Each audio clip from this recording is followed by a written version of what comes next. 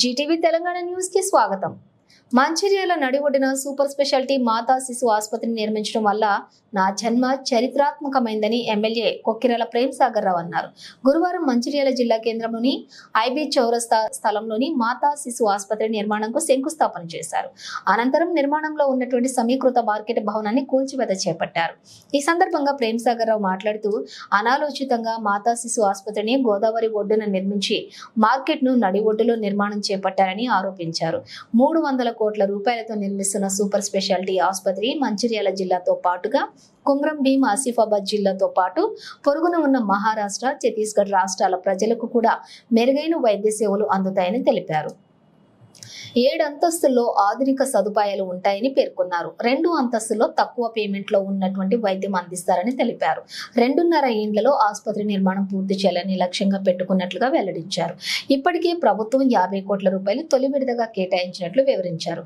మిగతా నిధులు దశల వారీగా విడుదలవుతాయని, ఆసుపత్రి నిర్మాణం నిరాటంకంగా నిర్దేశిత గడువులోపు జరుగుతుందని స్పష్టం చేశారు.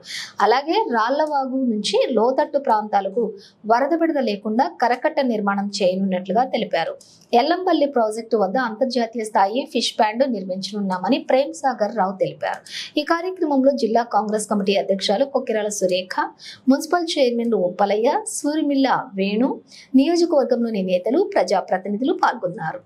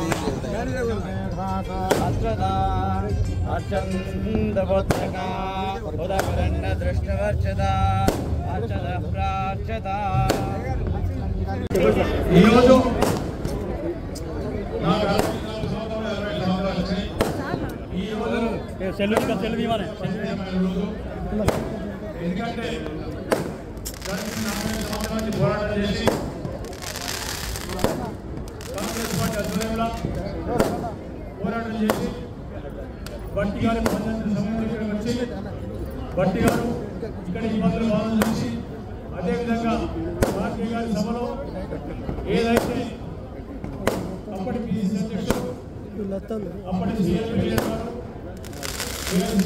సమస్యగా చెప్పడం జరిగింది.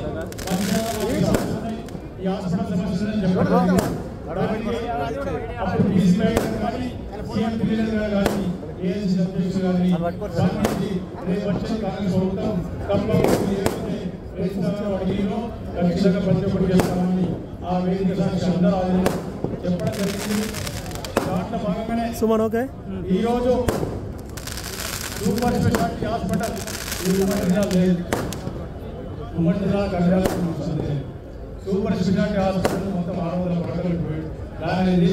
దాంట్లో 225 మాతా శిశు బెడ్ షిఫ్ట్ చేయడం జరుగుతుంది.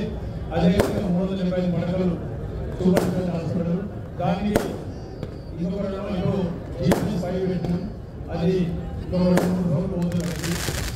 దాంట్లో భాగంగా పేమెంట్ మొత్తం ఎవరైతే పేమెంట్ చేయగలరో పేమెంట్ చెప్తుందో వాళ్ళకు కూడా హైదరాబాద్ అందించే వైద్యం ఇస్తామని చెప్పడం జరిగింది. అదేవిధంగా చేసిన ఈరోజు ఈ కూర్చున్న కార్యక్రమానికి ఈరోజు పునాది వేసి ఉపయోగపడాలి. ఇంతమంది అదేవిధంగా మంగళవాడ నుండి వాళ్ళందరూ చూస్తుంటే ఏదైతే నిర్ణయం తీసుకున్నాం ఆ రోజు ఖచ్చితంగా నా నిర్ణయం సరైనదని ఈ మర్చిపోం.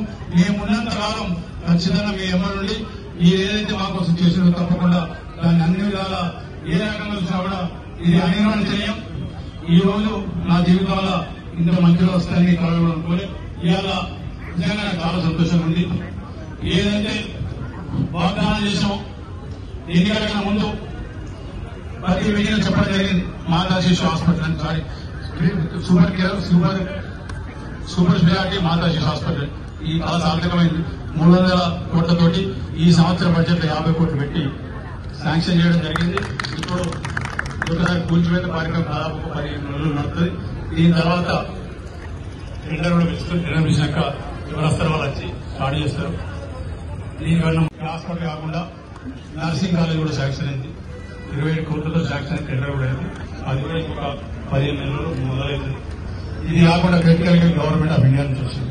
50 పడకల క్రిటికల్ హాస్పిటల్ కూడా స్టార్ట్ అయింది. అది కూడా టెండర్ అయింది. అది కూడా స్టార్ట్ అవుతుంది. నేను ఒకటే మాట ఎన్నికల కామని చెప్పాను. వైద్య విషయాలు కానీ విద్య విషయాలు కానీ ఈ 2 విషయాలు కాంప్రమైజ్ అయ్యేది లేదు. ఖచ్చితంగా చెప్పినా మంచిర్యాల వైద్యం కోసం హైదరాబాద్ పోయే ప్రసక్తి లేదు, పోనిచ్చే ప్రసక్తి లేదు. వాళ్ళకు హైదరాబాద్ అపోలో హాస్పిటల్ కానీ కిమ్స్ లో కానీ లేకపోతే కిమ్స్ లో కానీ ఏదైతే వైద్యం దొరుకుతుందో ఇక్కడ చేస్తా అని చెప్పినా అదే మాట ఈ రోజు కట్టుబడినా వాటికన్నా మంచిగా నేను చూసి ఇక్కడ నమ్మండి. ఒక 2 సంవత్సరాల టైం చూసి మీకు చెప్పిన మాట కట్టుబడి నిలబెట్టుకుని ఇప్పుడు నన్ను చేసిన చెప్పిన